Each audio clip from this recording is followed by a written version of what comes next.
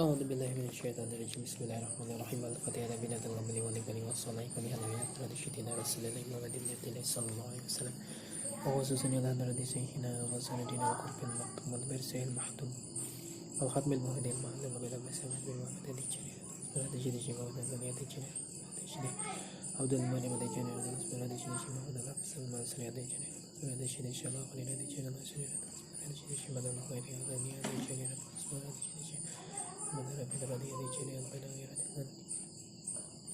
وشلهم وفرعهم وسهم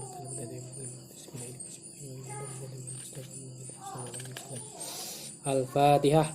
أعوذ بالله من الشيطان الرجيم بسم الله الرحمن الرحيم الحمد لله رب العالمين الرحمن الرحيم مالك يوم الدين إياك نعبد وإياك نستعين اهدنا الصراط المستقيم صراط الذين أنعمت عليهم غير المغضوب عليهم ولا الضالين آمين.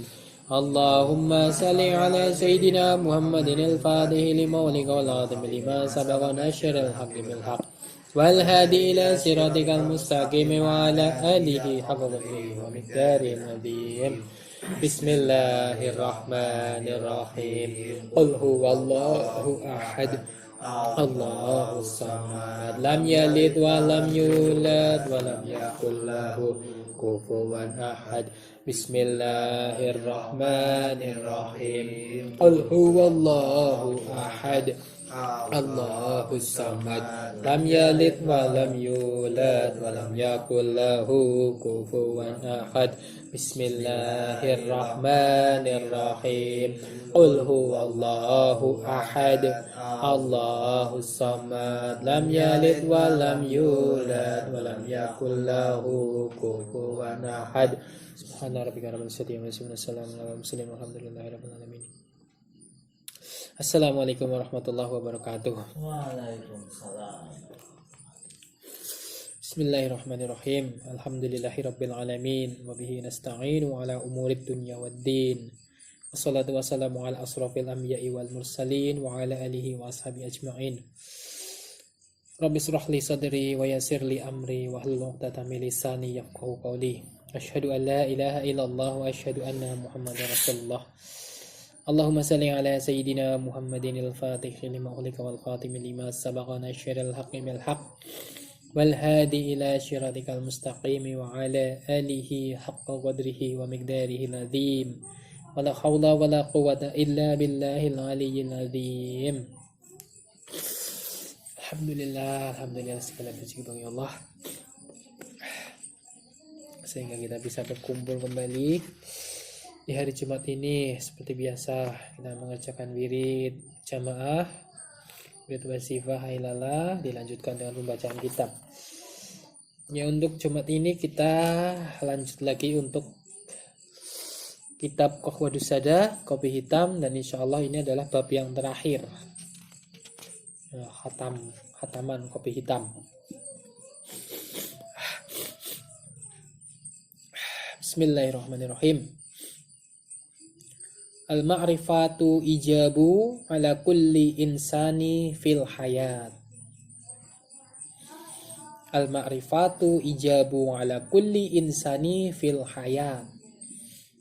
Kemakrifatan itu wajib bagi setiap manusia di dalam kehidupannya. Jadi wajib, yang namanya makrifat bagi setiap manusia itu wajib. Wajib. Karena wajib, maka mau gak mau kita pasti akan merasakan yang namanya makrifat. Itu pasti. Kalau gak di dunia ya di akhirat. Segala puji bagi Allah yang telah mengenalkan dirinya dengan sebaik-baik pengenalan.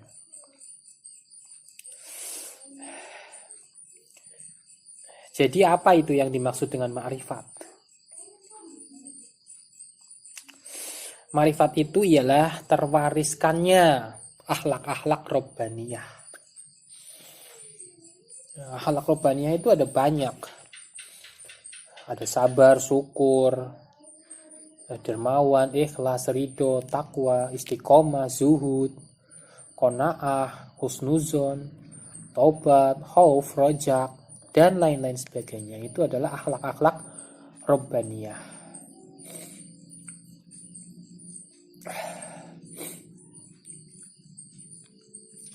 Karena itu nggak bisa yang namanya manusia itu mengamalkan akhlak-akhlak robbaniyah itu secara zohir, itu nggak bisa.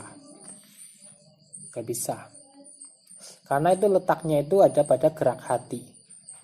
Jadi akhlak robbaniyah itu letaknya itu ada pada gerak hati, gerak jiwa, gerak rohaniyah. Jadi makrifat itu adalah terwariskannya akhlak-akhlak robbaniyah kepada ruhaniyah seorang hamba.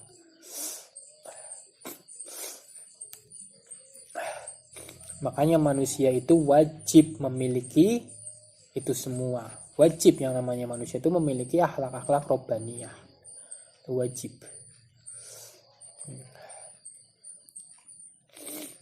Coba kalau Allah tidak menurunkan ilmu batin. Itu tadi kan ilmu-ilmu ranah batin itu, akhlak-akhlak robbaniyah. Coba kalau Allah itu tidak menurunkan ilmu batin.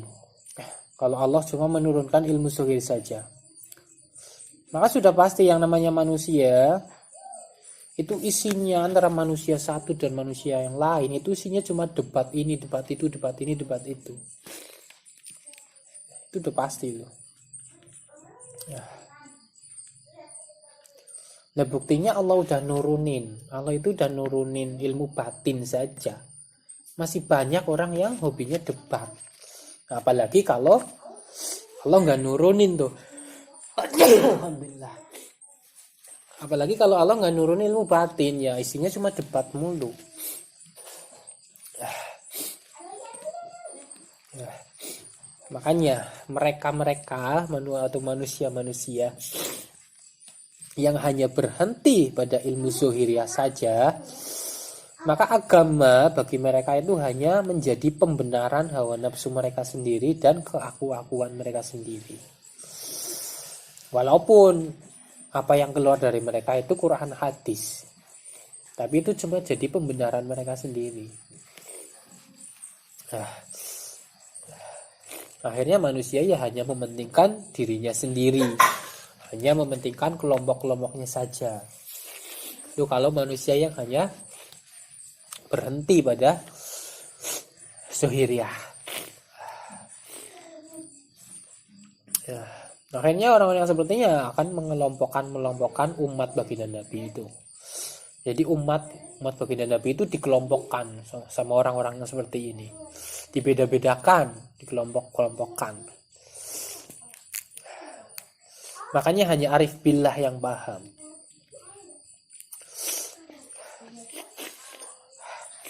Yang paham akan ilmu batin itu hanya para arif billah. Ya, Allah berfirman di dalam hadis qudsi, kullu sifataini mudattaini wan nisbah. Jadi sesungguhnya itu telah aku letakkan dua sifat yang bertentangan. Nah, di dunia ini Allah itu telah menurunkan dua sifat yang bertentangan. Ada siang, ada malam, ada baik, ada buruk, ada manis, ada pahit, ada susah, ada senang. Nah, itu agar manusia itu terhubung kepada Allah. Dari dua sifat yang bertentangan ini diharapkan manusia itu bisa terhubung kepada Allah. Bagaimana kita itu terhubung kepada Allah dengan dua sifat yang bertentangan ini? Itu pertanyaannya bagaimana?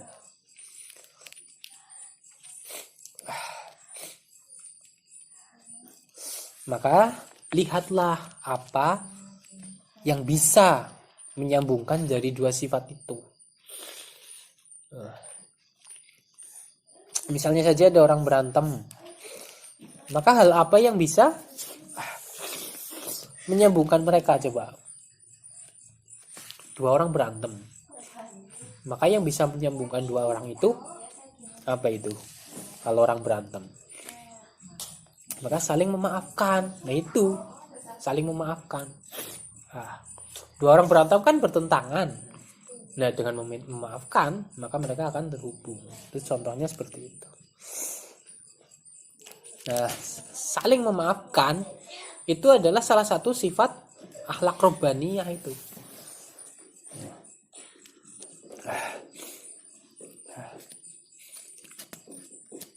Kalau dua orang tadi tidak terwarisi akhlak robbaniyah, ya akan terus berantem. Tidak terwarisi akhlak robbaniyah, maksudnya itu tadi tidak memaafkan, ya akan saling terus berantem itu. Karena saling memaafkan itu juga termasuk akhlak robbaniyah.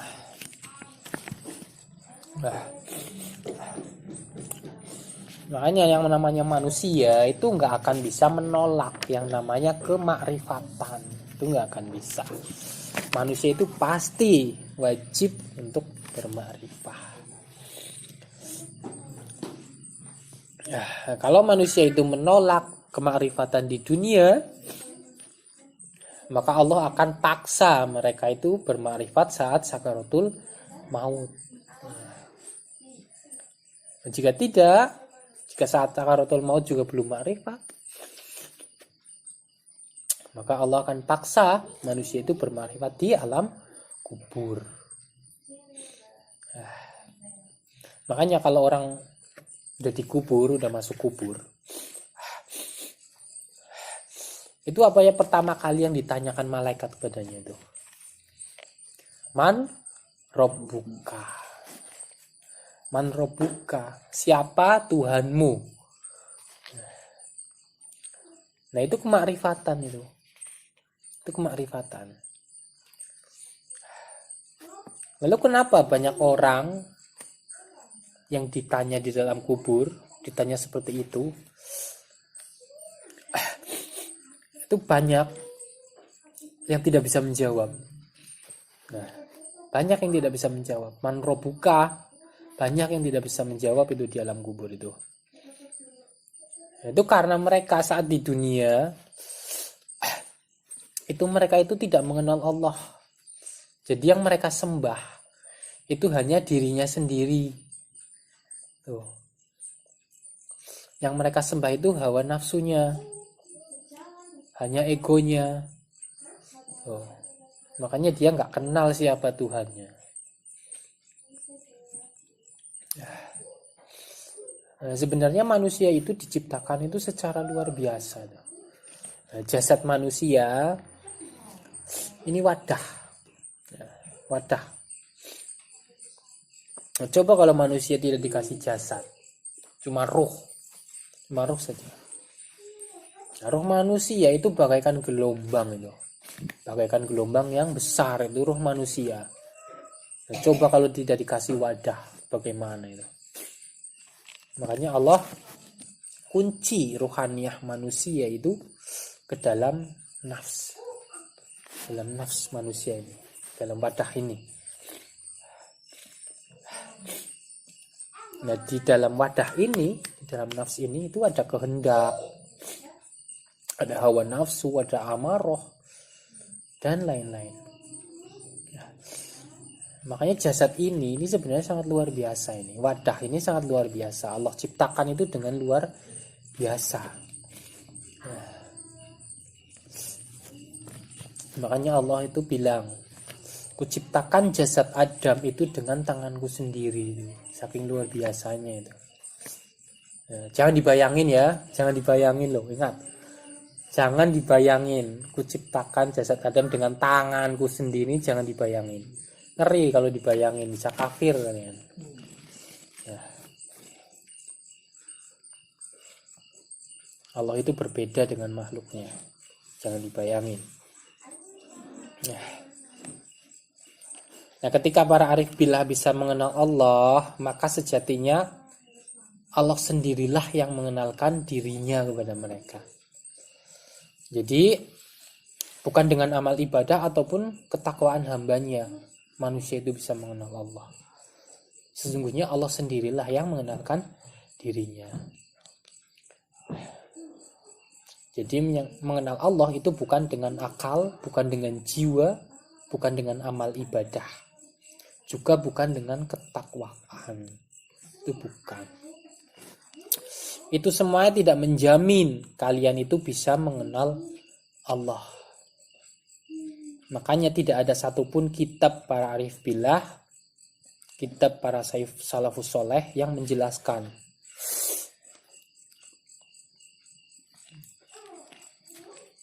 Bukan dengan ibadah kita itu bisa mengenal Allah.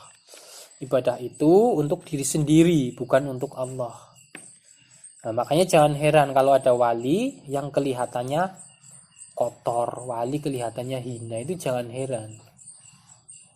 Karena makrifat itu bukan karena ibadah.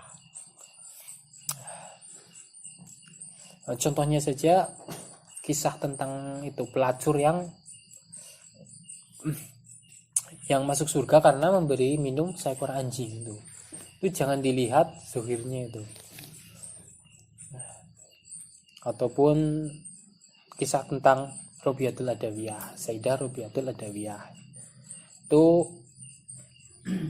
ada yang bilang kalau beliau itu dulunya itu pelacur, ada juga yang bilang kalau dulunya beliau itu seorang budak itu dulunya. Jadi ada beberapa pendapat. Atau juga tentang Yazid Al-Bustami yang dulunya itu adalah ahli maksiat. Tuh. Ada juga Malik bin Dinar yang dulunya itu adalah perampok. Jadi suka-suka Allah. Suka-suka Allah. Allah yang akan merapikan zahir batinnya. Makanya kemakrifatan itu adalah pengenalan diri hamba kepada Sang Pencipta. Sebab hal ini adalah tuntutan Allah bagi setiap manusia. Sebagaimana Allah berfirman, "Wa ma khalaqtul jinna wal insa illa liya'budun." Dan tidaklah aku ciptakan jin dan manusia kecuali supaya mereka menyembahku. Nah, semua tafsir salafus soleh itu menafsirkan makna liya'budun itu adalah kemakrifatan. Karena yang namanya penghambaan itu adalah akhlak robbaniyah. Jadi akhlak robbaniyah itu tidak bisa diletakkan di zohir. Makna liya'budun itu adalah mengenal Allah dengan jalan awalnya. Jalan awalnya ialah menegakkan yang sunnah dan wajib. Nah, sungguh orang-orang terdahulu itu telah sampai pada wilayah ini, sehingga mereka mendapatkan diri sebagai hamba-hamba yang sodik. Jadi nggak ada yang namanya madrasah-madrasah thariqah, madrasah-madrasah ahli sufi itu keluar dari Quran dan hadis. Itu nggak ada yang keluar. Nah, ini ada ini di kajian Asyurah yang ke-13. Dengerin tuh kajian Asyurah yang ke-13 ada di YouTube, dengerin.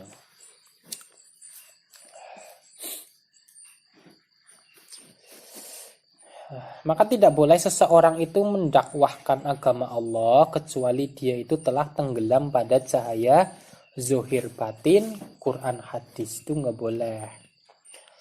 Ya, kan banyak itu zaman sekarang ustadz-ustadz itu yang zohir batinnya itu bahkan itu belum pada rapi. Ya, apalagi tenggelam di dalam cahaya Quran hadis. Itu namanya orang buta membimbing orang buta. Itu banyak itu zaman sekarang. Makanya kalau orang-orang zaman dulu itu kan pinter itu kalau orang zaman dulu. Nah, yang namanya sunnah itu kan warisan dari jiwa ke jiwa, dari dada ke dada. Makanya para sahabat itu sunnahnya itu macam-macam. Ada yang fokus ke sedekah, ada yang fokus ke jihad, ada yang fokus ke ini, ada yang fokus ke itu, dan lain sebagainya. Nah, sedangkan sunnah baginda Nabi itu banyak banget. Nah, cuma Rasulullah itu tahu kalau sahabat ini condongnya ke sunnah ini, sahabat ini condongnya ke sunnah ini. Baginda Nabi tahu. Nah, seperti Sayyidina Ali itu condongnya ke ilmu, menuntut ilmu. Kalau Sayyidina Abu Bakar condongnya ke sedekah. Itu sunnah itu. Jadi sunnahnya itu macam-macam. Tapi di antara sunnah-sunnah baginda Nabi, kalau menurut syariat, puncaknya itu adalah sholat sunnah. Itu kalau menurut syariat. Nah, tapi kalau yang bisa membawa kita mengenal Allah, itu bukan sholat sunnah, tapi zikrullah. Nah, tapi itu hanya membawa. Nah, untuk sampai itu Allah yang menentukan. Itu hanya membawa.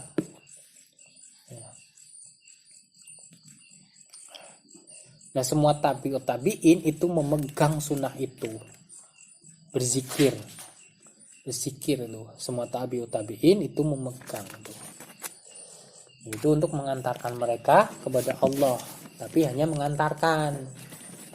Kalau sampai apa enggaknya itu tergantung Allah.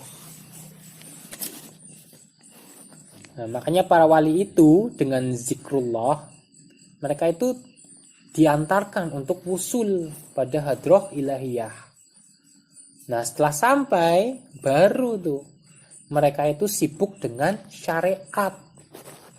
Nah, contohnya seperti tadi Sayyidatina Robiatul Adawiyah itu. Nah, setelah wusul itu sholat sunnahnya itu berlipat-lipat jadi 1000 rakaat itu setiap harinya. Jadi 1000 rakaat. Jadi ibadahnya itu bukan karena menghambakan diri kepada Allah, tapi itu adalah bukti cinta Allah kepada sang hamba, bukti cinta Allah kepada dirinya.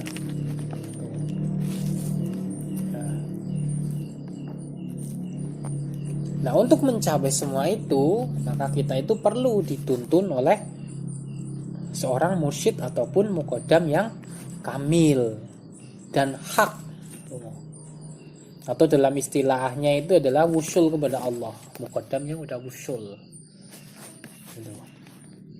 Nah, sehingga si hamba dengan bimbingan Allah pada cahaya si mursyid, hamba itu tidak tertipu dalam pengamalan ibadahnya ataupun perbuatan baiknya. Makanya penting punya mursyid, penting itu. Begitu juga ketika hamba itu tenggelam dalam lumpur hitam kemaksiatan dan kelalaian. Nah, dengan cahaya anugerah itu dia akan mampu kembali rujuk kepada Allah. Makanya banyak manusia ketika jatuh pada ketaatan dan jatuh pada kemaksiatan, itu susah untuk rujuk kepada Allah karena mereka itu belum mendapatkan cahaya anugerah dari Allah. Nah, makanya kalau kalian udah taat, itu jaga tuh ketaatan kalian itu dijaga. Jaga baik-baik. Nah, di bab terakhir ini guru kita itu ingin menitik beratkan itu pada kita semua bahwa orang yang bodoh ialah dia yang dengan semua pelaksanakan ibadah dan kebaikannya itu tidak menghantarkan dia kepada kemakrifatan. Itu yang ingin dititik beratkan oleh guru kita. Jadi yang dimaksud orang bodoh ialah orang yang dengan pelaksanakan ibadah dan kebaikannya itu tidak menghantarkan dia kepada kemakrifatan. Melainkan hanya menampakkan bahwa dia itu telah melakukan kebaikan dan telah mengerjakan ketakwaan. Nah, sehingga itu akan menjadi gurur, tipu daya. Menjadi gurur yang sangat berbahaya bagi si hamba dalam kehidupannya. Seperti ungkapan Syekh Salahuddin, yaitu Iqbal linnas alal muridun qoblal kamali summun qatilun.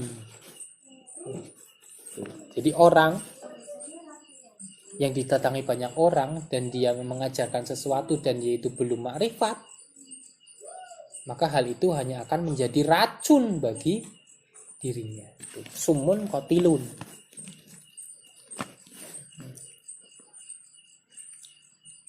Nah, kemakrifatan itu adalah tidak pernah terlintas di akal ataupun di hati, meskipun hati dan akalnya itu bersih.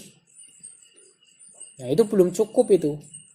Meskipun hati dan akalnya bersih, itu belum cukup untuk mengenal Allah di dalam kehidupan ini. Karena yang namanya kemakrifatan itu tidak terlintas dalam akal dan hati.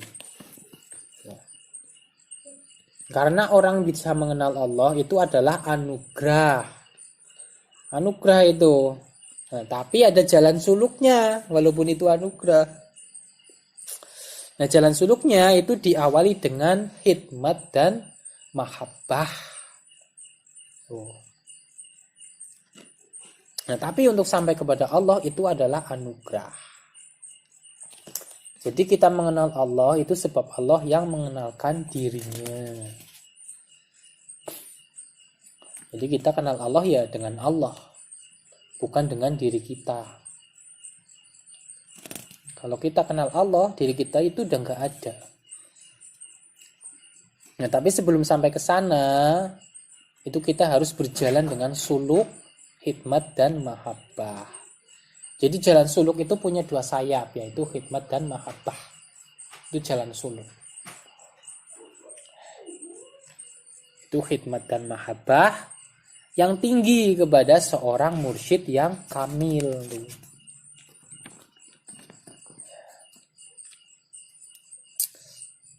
Jadi kalau kita nggak punya mursyid yang kamil, nah kita mau hikmat dan mahabbah kepada siapa? Kepada siapa coba? Kan sama saja kita nggak punya sayap tuh. Jadi nggak bisa.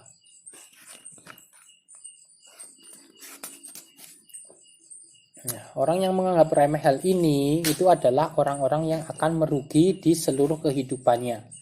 Dan orang-orang yang tidak mencintai jalan-jalan sufi serta menyepelekan madrasah aulia, maka itu akan gelap jalan akhiratnya. Nah, jadi terserah kalian mau pilih yang mana. Serah. Nah, karena nyari mursyid yang kamil itu susah. Susah itu loh. Susah. Karena nggak bisa itu dilihat dari zuhirnya saja, itu nggak bisa. Dan kalau hati kalian kotor itu nggak bisa kalian melihatnya. Maka itu akan jadi ujian bagi kita. Sehingga kita itu nggak akan pernah usul.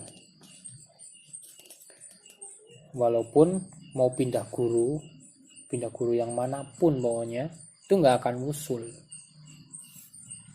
Akhirnya ya hidupnya akan tersiksa di dunia dan akhirat. Karena tidak mendapatkan kemakrifatan. Makanya saat ditanya man robbuka, itu nggak akan bisa jawab. Nah, kalau yang seperti itu nggak akan bisa jawab. Makanya penting kita itu punya mursyid yang kamil. Nah, mursyid itu adalah sifat ilahiyah. Artinya itu yang membimbing, itu mursyid. Kalau muqaddam itu nama baginda Nabi. Makanya seorang muqaddam itu harus bisa fana fi Rasulillah, tenggelam dalam zuhir batinnya baginda Nabi SAW. Tuh. Nah, kalau nggak bisa, ya belum muqaddam. Itu cuma pangkat. Walaupun dia muqaddam, kalau belum bisa tenggelam dalam zuhir batinnya baginda Nabi, maka muqaddamnya itu cuma pangkat.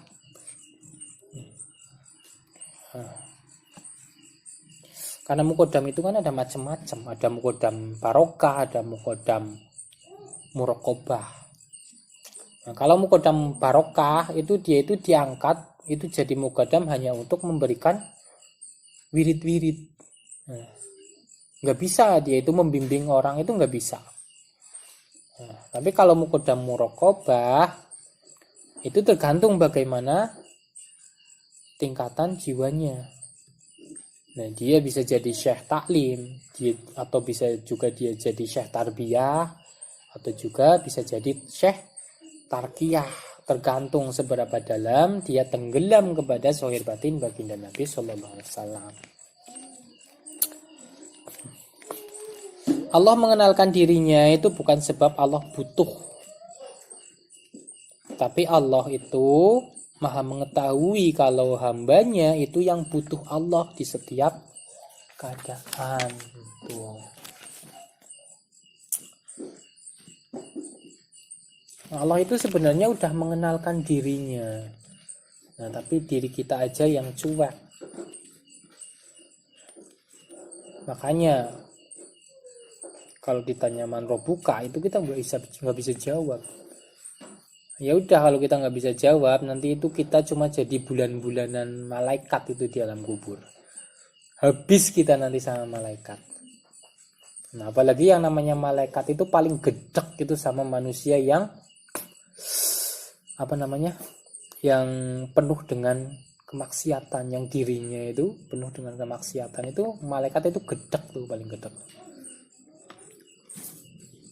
Nah, kalau kita ini masih suka mentuhankan diri, masih suka mentuhankan diri kita, masih suka mentuhankan ibadah, ilmu, mentuhankan pekerjaan, mentuhankan harta dan lain-lain. Bahkan permainan-permainan dunia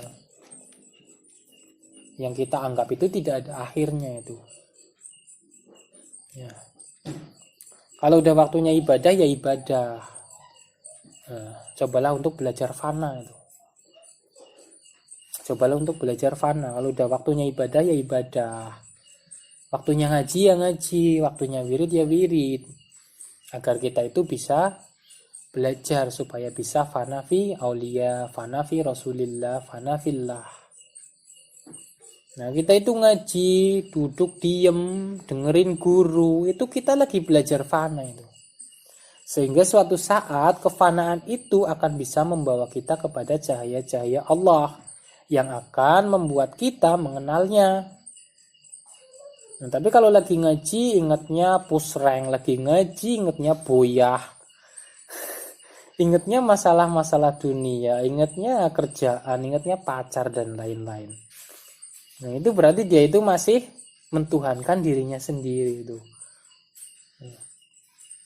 Nah, jadi wiridannya itu kosong tuh. Wiridannya itu kosong, hatinya itu dari Allah.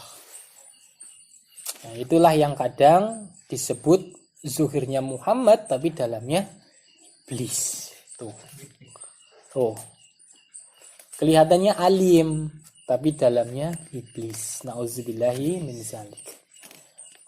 Nah, sejak dahulu para ulama arif billah itu telah menekankan kepada kita itu untuk melestarikan dan melanggengkan hadir di majelis taklim dan memiliki seorang guru yang kamil. Nah, seperti ungkapan para arifin, yaitu al-muridu yahtaju ila syaihi wastadhin yaqtadi bihi la mahalata liyuhdihi ila sawa'is sabil fa inna sabilad dini ghamidun wa subulash syaitani kasiratun zahiratun faman lam yakul lahu syaikhun yuhdihi qadahu syaitanu ila turuqihi la mahalah.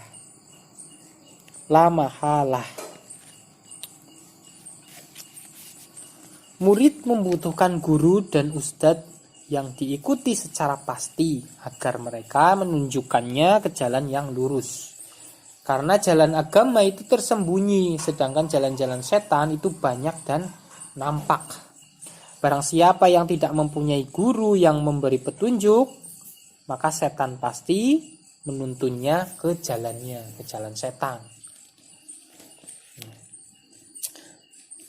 Jadi murid itu harus mengikuti, harus pasrah kepada sang guru.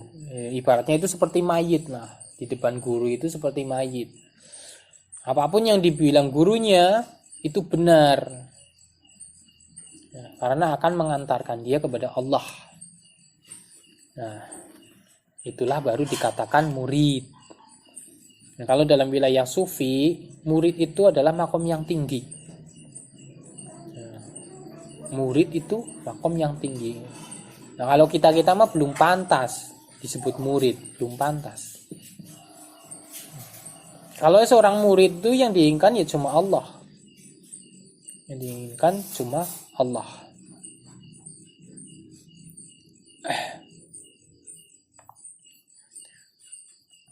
Jadi sang guru itu akan menunjukkan jalan yang lurus kepada sang murid yang sodik.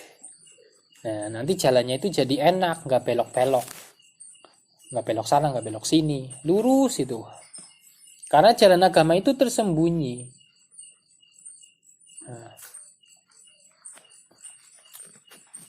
Nah, misalnya kalian itu dapat kajian ini, dapat kajian itu, kajian ini, kajian itu.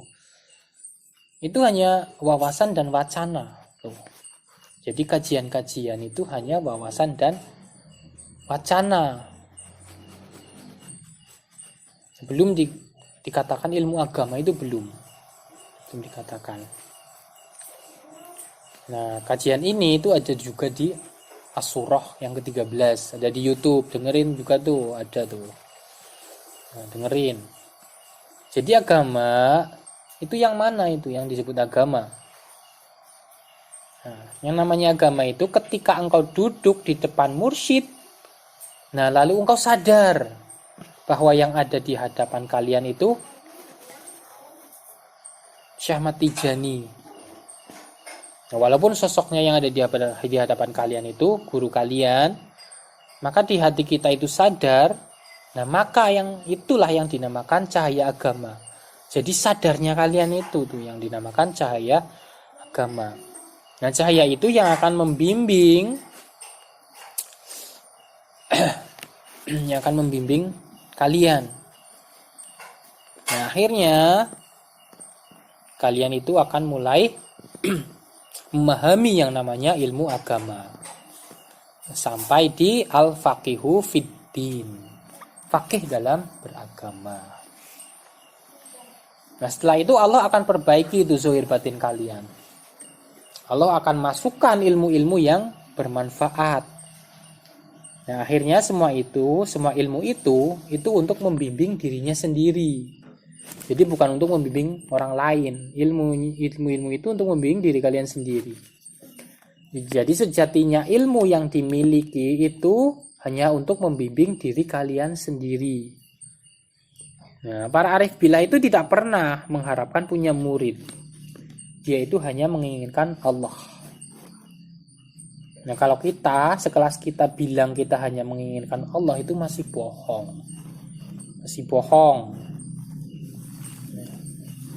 Kita ini masih hamba dunia, masih hamba harta, masih hamba pekerjaan, masih hamba-hamba yang lain. Ilmu merupakan salah satu kebutuhan dasar manusia. Karena ilmu itu adalah makanan bagi jiwa, makanan bagi ruh.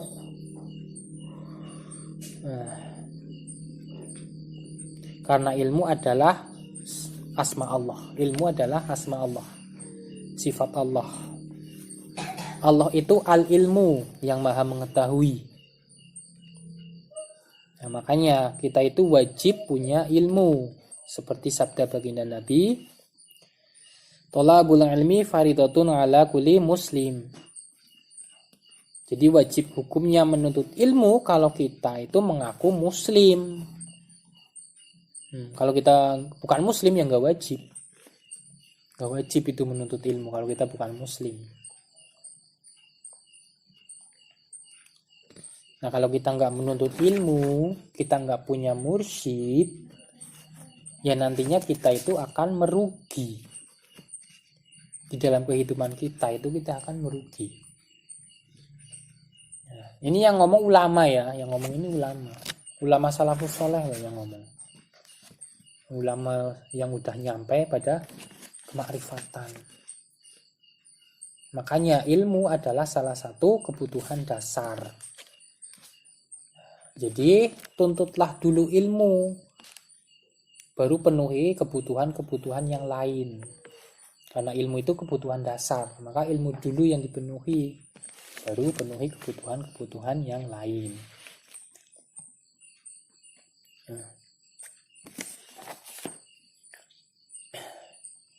Nah, kalau kalian nggak butuh ilmu, tapi butuh sama kebutuhan-kebutuhan yang lain, maka bisa jadi kalian itu hal itu keluar dari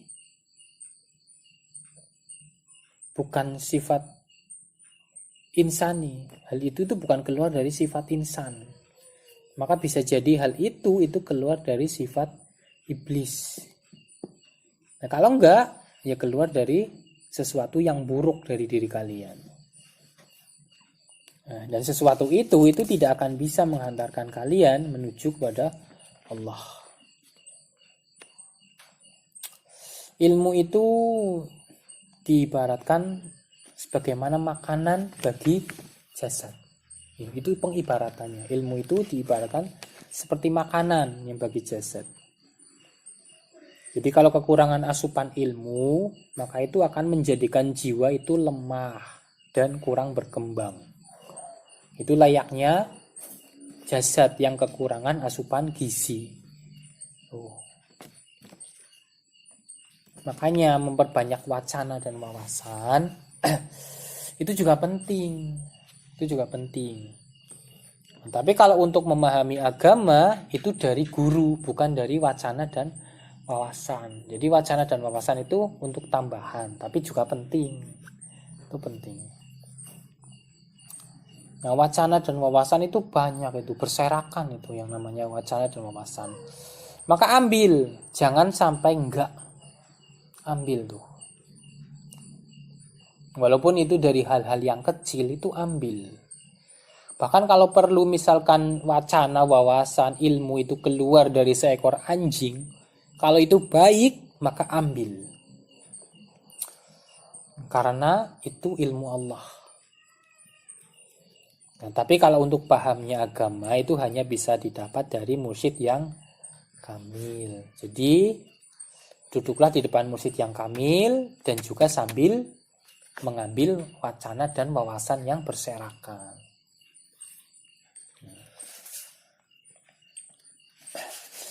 Nah, Imam Ghazali mengklasifikasikan ilmu dari segi tujuan itu ada dua. Pertama itu ilmu syariat, ialah ilmu yang diambil dari para nabi dan tidak bisa diperoleh melalui petunjuk akal dan uji coba empiris. Tahu uji coba empiris? Praktek lapangan. Nah, itu yang pertama. Kedua, itu bukan ilmu syariat. Tadi yang pertama ilmu syariat, yang kedua itu bukan ilmu syariat. Nah, tapi ilmu ini adalah perkara-perkara yang agar kita itu memahami ini sesuatu yang terpuji.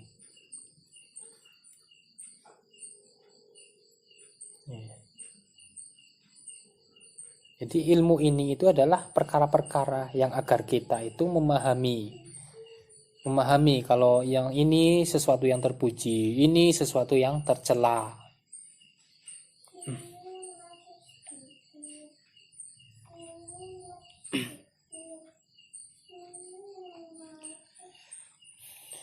Jadi maksudnya ilmu yang kedua ini itu lebih condong kepada jiwa.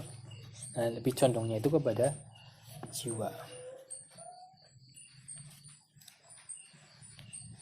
Nah, gampangnya untuk ilmu yang pertama itu adalah ilmu zohir. Yang kedua ilmu itu ilmu batin, itu gampangnya. Ilmu zohir dan ilmu batin. Atau syariat dan hakikat. Tuh, gampangnya seperti itu. Nah, yang ilmu hakikat itu dimiliki para nabi dan rasul, yang mana itu tidak bisa dipahami dengan akal ataupun praktek lapangan. Karena itu diwariskan dari nabi kepada nabi-nabi yang lain dan kepada sahabat-sahabat terdekatnya sampai ke guru-guru kita, sampai ke kita. Itu diwariskan itu. Nah, lalu bisa nggak kalau nabi itu memberikan kepada orang di zaman sekarang? Memberikan ilmu itu bisa nggak? Bisa. Iya, bisa. Kenapa bisa? Karena Allah sendiri yang berfirman, sesungguhnya para nabi dan kekasih-kekasih Allah itu tidaklah wafat. Tuh, berarti mereka masih hidup. Jadi bisa itu. Makanya orang yang menolak hikmah Quran itu adalah orang jahil akan pemahaman agama. Tuh, orang yang menolak hikmah Quran tuh. Nah, lalu ilmu yang bukan syariat itu ada yang terpuji, ada yang hina, dan ada yang mubah. Contohnya seperti orang-orang di luar agama Islam. Nah, mereka itu kan juga ngajarin tentang agama mereka. Nah kan agama-agama yang lain juga itu kan mengajarkan sesuatu yang terpuji juga. Nah, tapi itu bukan syariat kita tuh. Itu bukan syariat kita. Ada juga ilmu yang tercela. Nah, seperti para dukun. Itu ilmu yang tercela, ilmu yang terhina itu. Dan ilmu yang mubah. Contohnya ya tukar pikiran antar agama itu. Tukar pikiran antar agama itu mubah itu. Karena itu bukan syariat. Nah, tapi itu boleh. Itu boleh. Tapi tetap kalau kita mau tukar pikiran antar agama ya timbang dulu dengan syariat kita. Timbang. Walaupun itu boleh tetap harus ditimbang dengan syariat. Sesuai apa enggak itu. Nah, contoh yang sesuai ya misalnya tukar pikiran dalam hal bazar amal. Bazar amal tapi antar agama itu boleh itu. Nah, itu tapi mubah itu. Nah, ilmu yang terpuji itu adalah ilmu yang berhubungan dengan kemaslahatan dunia dan manusia. Seperti ilmu kedokteran, ilmu matematika, ilmu fisika, kimia, ekonomi dan lain-lain itu ilmu terpuji yang berhubungan dengan kemaslahatan dunia. Dan ilmu fardu kifayah itu juga penting dipelajari karena ilmu-ilmu itu dibutuhkan masyarakat luas. Ya. Jadi kalau misalnya ada guru, terus guru itu ngajarin ilmu-ilmu perdukunan, maka itu dia itu nggak bisa dikatakan seorang guru, nggak bisa dikatakan seorang syekh. Itu bukan mursyid itu, hati-hati itu. Hati-hati. Keniscayaan guru yang terpercaya dalam belajar ilmu syariat itu merupakan salah satu hal yang utama untuk menghindari kesesatan dan penyimpangan. Jadi guru yang terpercaya di sini maksudnya itu mursyid yang kamil. Jadi kalau kita nyari guru itu hendaknya yang terpercaya atau yang kamil, agar kita terhindar dari kesesatan dan penyimpangan. Sayyidina Ali bersyair mengenai syarat-syarat dalam mencari ilmu, di mana petunjuk guru itu merupakan salah satunya tuh. Sayyidina Ali menggubah sebuah syair mengenai syarat-syarat dalam mencari ilmu ini. Ala la tanalul ilma illa bi syittati sa'ambika an majmu'iha bi bayan zakai wa khirshin wastibari wa bulghat wa irsyadi astadhi wa tuli zaman. Ingatlah, kamu tidak akan memperoleh ilmu kecuali dengan 6 hal. Aku akan mengabarkannya kepadamu dari himpunan dengan penjelasan, yaitu kecerdasan, semangat, sabar, biaya, petunjuk guru, dan masa yang panjang atau waktu yang panjang. Tuh.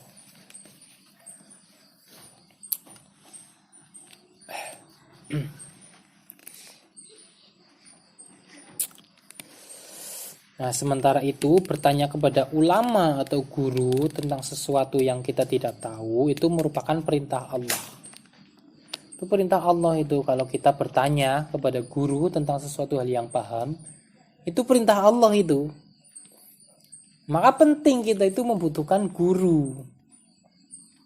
Nah, kalau saat kita tidak paham, kita bertanya kepada guru, maka kita bertanya juga harus dengan adab. Adab. Nah, dengan seperti itu maka kita sudah menjalankan perintah Allah itu. Allah berfirman di dalam Quran surat An-Nahl ayat 43. Bismillahirrahmanirrahim. Fas'alu ahlal dzikri in kuntum la ta'lamun. Maka bertanyalah kepada orang yang mempunyai pengetahuan jika kamu tidak mengetahui.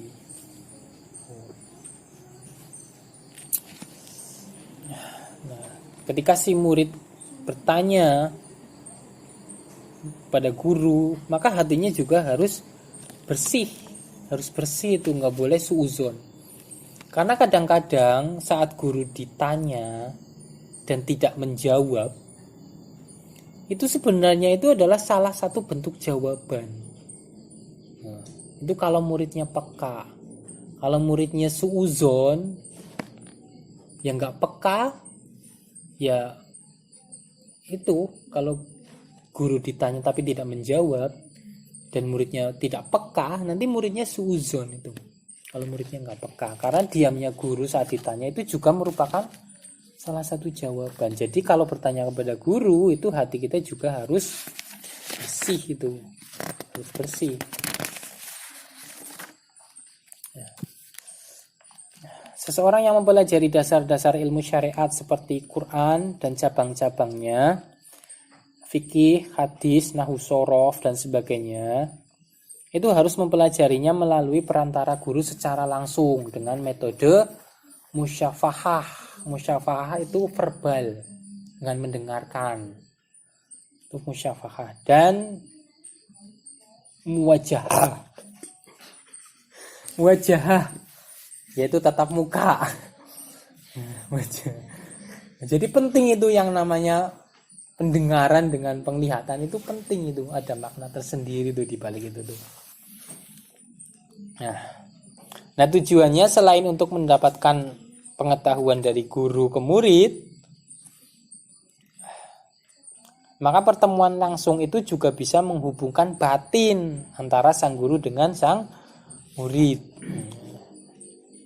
Sehingga murid itu tidak semata-mata memperoleh pengetahuan, tetapi juga akan mendapatkan teladan, akan mendapatkan pendidikan, akan mendapatkan sikap dan pembentukan karakter. Itu kalau belajarnya itu secara verbal dan muwajahah, musyafahah dan muwajahah. Makanya ada ungkapan, barang siapa duduk bersama tukang minyak wangi, maka kalian itu akan ikut wangi. Maka condongkanlah jiwa kalian itu kepada para aulia, agar hidup kita itu dirapikan seperti halnya para aulia. Tapi kalau lagi ngaji aja pikirannya melayang-layang entah kemana-mana, ya maka kalian gak akan dapat yang namanya keteladanan dari guru. Ya udah, hidup kalian nanti akan Allah guncang, Allah bikin susah.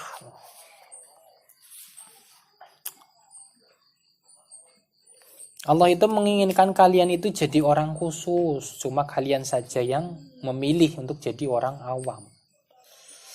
Makanya belajarlah sama guru yang kompeten, maksudnya itu guru yang kamil, guru yang wusul, yaitu yang tenggelam pada zuhir batin Quran hadis, yang mana semua ilmunya pun itu bersanad mutasil. Ulama yang menjadi sumber ilmu syariat haruslah ulama yang terpercaya dan nyata kualitas ilmunya. Sebab ilmu syariat adalah agama Islam itu sendiri. Nah, menurut Imam Ghazali di dalam kitab Ihya Ulumuddin, maknanya itu adalah buah dari cahaya-cahaya hakikat. Jadi ilmu syariat itu adalah buah dari cahaya-cahaya hakikat. Makanya penampakan agama itu ketika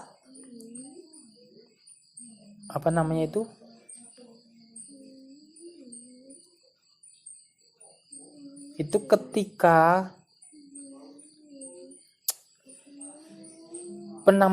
maksudnya itu ya? Ketika tampak seberapa kuat engkau itu memegang syariat. Nah, itulah agama. Jadi syariat itu adalah buah dari hakikat. Jadi ketika kita sampai kepada hakikat lalu berbuah itu syariat. Tuh. Kalau kita sampai kepada hakikat, maka itu berbuah itu syariat. Makanya syariat itu akan jadi tampak kuat pada diri kita. Nah, maka barulah disebut agama. Jadi nggak ada yang namanya wali itu ninggalin syariat, itu nggak ada. Jadi kalau kita udah sampai pada hakikat, maka buahnya itu adalah syariat itu. Syariat itu. Penampakan seberapa kuatnya syariat kita, itu adalah buah dari hakikat. Jadi kalau syariat yang kalau belum sampai ke hakikat itu wacana dan wawasan. Ilmu wacana dan wawasan. Belum buah itu kalau kita belum sampai kepada hakikat. Syariat yang kita itu belum buah itu. Jadi nggak ada yang namanya wali itu ninggalin syariat, nggak ada. Karena yang namanya wali itu sudah pasti sampai kepada hakikat. Makanya nggak mungkin yang namanya wali itu ninggalin syariat. Itu nggak mungkin. Kalau ada wali yang ninggalin syariat, ya bisa jadi itu wali majedub itu. Wali majedub.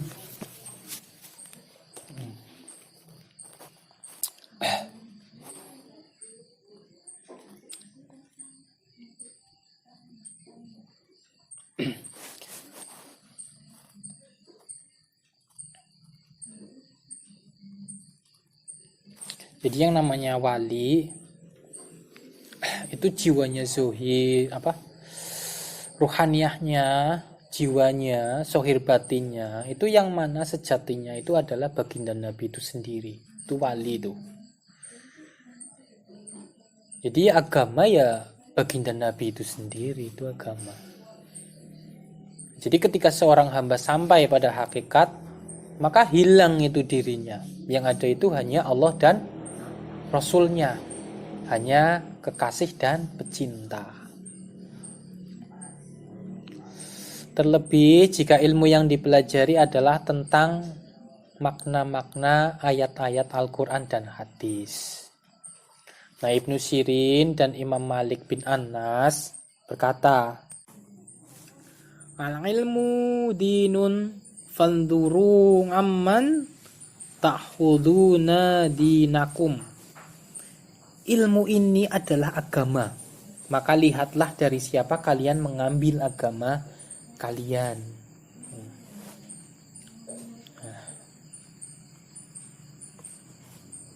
Maka lihat dari siapa kalian itu mengambil agama kalian. Coba kalian mengambilnya itu bukan dari seorang mursyid itu, coba bayangin enggak? Rusak diri kalian. Sayyidina Ibnu Mas'ud berkata, La yazalun nasu bi khairi ma akhadul ilma an akabirihim wa an ulamaihim wa amannaihim fa idza akhaduhu min asaghirihim wa syirarihim halaku. Manusia akan selalu dalam kebaikan selama mereka mengambil ilmu dari tokoh-tokoh, ulama-ulama, dan orang-orang yang terpercaya mereka. Apabila mereka mengambilnya dari orang-orang yang bukan ulama dan orang-orang yang buruk, maka mereka binasa. Tuh. Mereka binasa.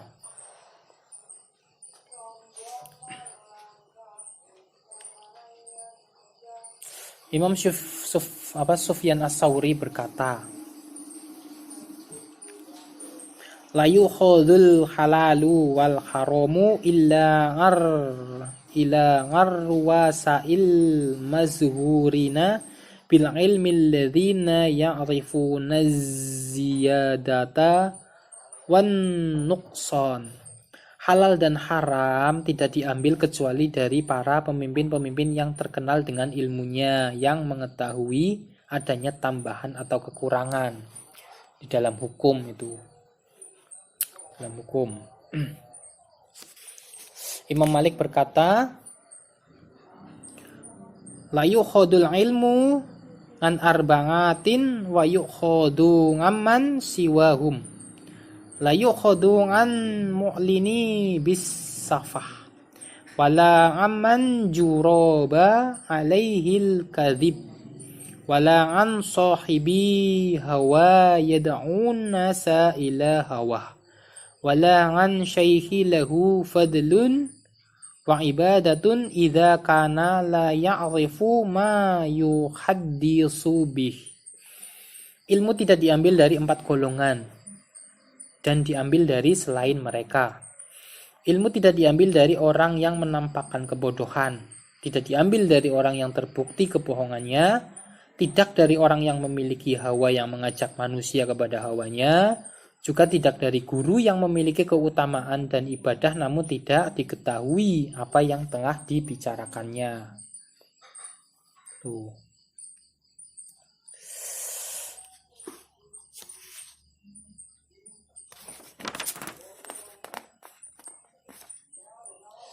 Nah, tabi'in dan mufti Syam Imam Sulaiman bin Musa al-Ashdaq berkata,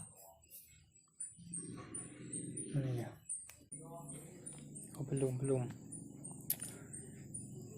Maka dari as-suyuh atau dalil-dalil yang kamu sebutkan, maka sungguh telah dimudahkan banyak perkara pada setiap manusia. Namun mereka masih termakan dengan hawa nafsunya.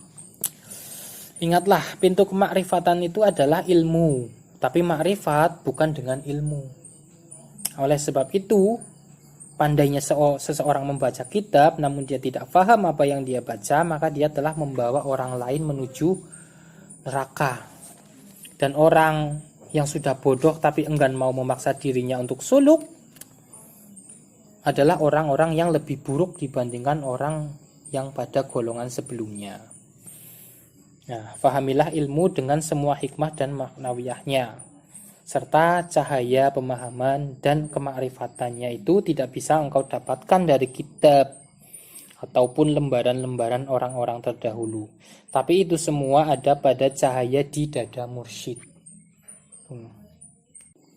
Oh ini nih, tabi'in dan mufti Syam Imam Sulaiman bin Musa al-Ashdaq berkata, la ta'khudhul ilma an suhufiyyin. Janganlah kalian mengambil ilmu dari suhufiyyin. Suhufiyyin ini orang-orang yang mengambil ilmu dari buku. Itu suhufiyyin. Imam Syafi'i mengingatkan tentang kerugian bagi orang yang belajar hanya melalui buku-buku. Man tafaqqaha min butunil kutubi daya'al ahkam. Barang siapa yang belajar dari dalam kitab-kitab tanpa guru, maka ia telah menyia-nyiakan hukum-hukum. Ulama Syafi'i Badruddin Ibnu Jama'ah berkata, wal yajtahid ala ayyakuna syaikhu mimman lahu alal ulumi syar'iyyati tamamut tala'i walahu ma'a mayyusaqu mayyusaku bihi mim masyayikhi asyrihi kasratu bahsin watuli ijtima'i la mimman akhadha an butunil awraqi walam yu'raf bi suhbatil masyayikhil khuddaq. Hendaklah seseorang bersungguh-sungguh mencari guru dari golongan orang-orang yang sempurna menelaah ilmu-ilmu syariat, banyak berdiskusi dan berkumpul dengan ulama-ulama terpercaya di masanya, bukan belajar dari orang yang mengambil ilmu dari dalam kertas-kertas dan tidak diketahui persahabatannya dengan ulama-ulama yang cerdas.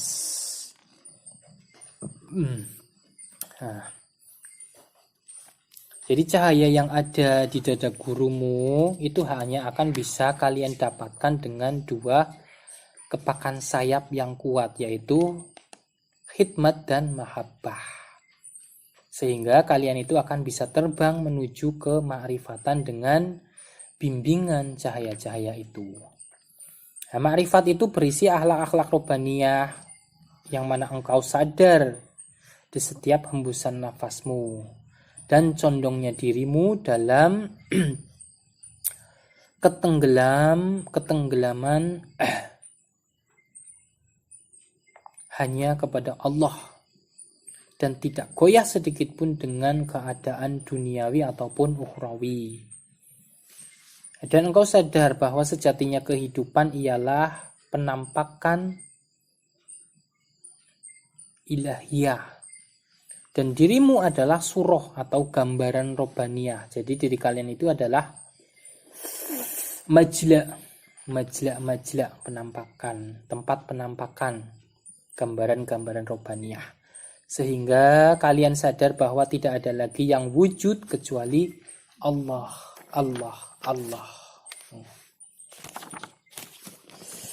Tidak ada lagi aku, kamu, mereka, kita, kami. Nah, yang ada hanyalah Dia.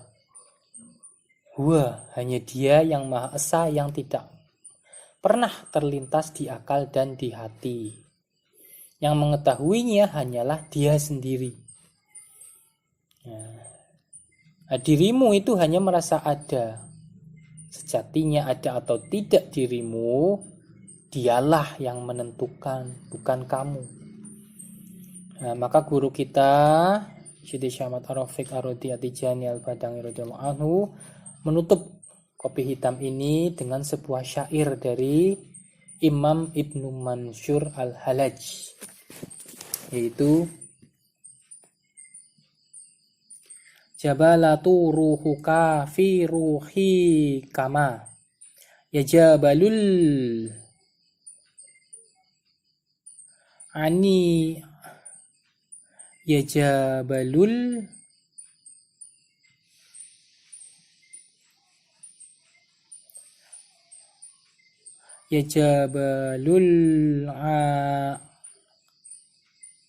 anabiru bil maskil abaq fa idza masaki syai'i masani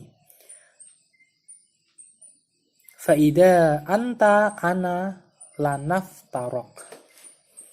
Ruhmu terjalin dan berbaur ke dalam ruhku, sebagaimana berbaurnya wewangian bunga amber dengan parfum kasturi.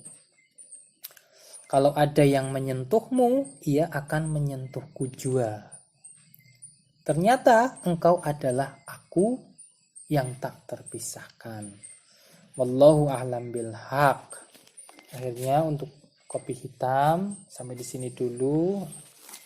Alhamdulillah sudah tamat. Insyaallah kita akan membahas untuk kitab-kitab yang lainnya. Semoga bisa bermanfaat bagi kita semua baik di dunia dan akhirat. Allahumma amin. Allahumma salli ala sayyidina Muhammadin al-Fatih lima walika wal khatimi lima sabaqa nasyiril haqqi bil haqq wal hadi ila syiratikal mustaqim wa ala alihi haqqa qadrihi wa miqdarihi nazim.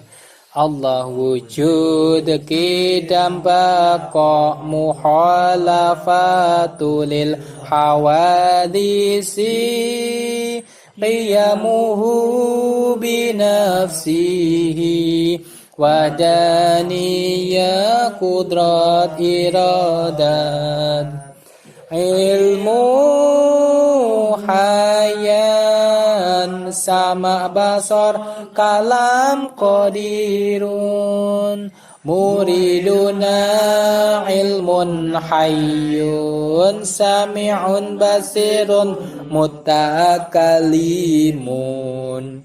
Allahumma salli ala sayyidina Muhammadin al-Fatihi lima ulih wal khatimi lima sabaqa nasyiril haqqi bil haqq wal hadi ila syiratikal mustaqim wa ala